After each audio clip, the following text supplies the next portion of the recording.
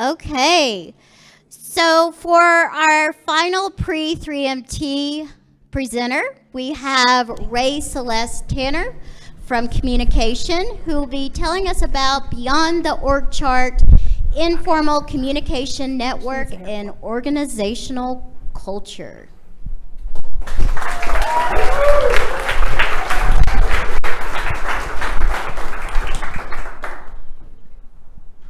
When I ask people about organizations that they're a part of, they're always really excited to talk to me about culture. So if they really loved the last place they worked at, they'll say, oh, the culture was amazing. Or if they hated it, oh, the culture was so bad. But what do we mean when we say culture?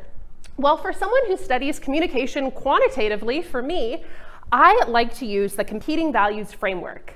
This is a theory that was developed by Quinn and Rohrbach in 1981, and it has two main purposes. So if you look at the screen behind me, it identifies 16 different types of organizational effectiveness. So things from morale to training and development. And then it charts them on this graph with structure and with focus. So an organization can really focus on its members or its organizational goals, but it can't be 100% on either one.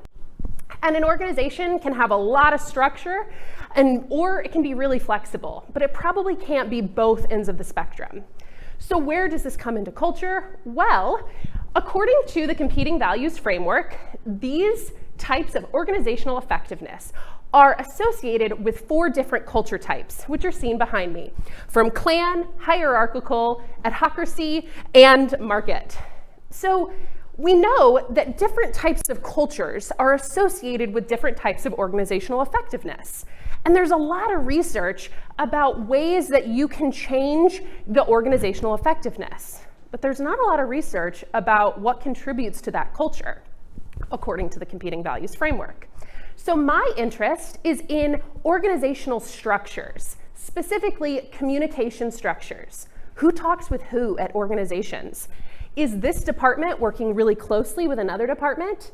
Is the relationship reciprocated, or is one department doing a little bit more work than the other? How do these communication structures relate to the different cultures? Because I think that if we can change the structure of our communication networks, we can change our cultures. Thank you.